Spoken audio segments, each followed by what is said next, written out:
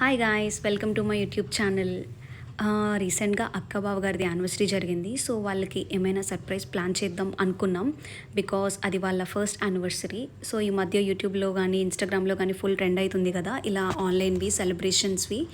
So నేను కొన్ని pages check చేశాను ఇన్స్టాగ్రామ్లో. అందులో రీజనబుల్గా అనిపించింది, నేను చేసుకున్నా. సో నేను చూస్ చేసుకున్న పేజ్ వచ్చి బింగ్ అండ్ బ్యాష్. ఓకే, ఇన్స్టాగ్రామ్లో ఉంటుంది వాళ్ళ పేజ్, చెక్ చేయండి. అందులో మల్టిపుల్ థీమ్స్ ఉంటాయి.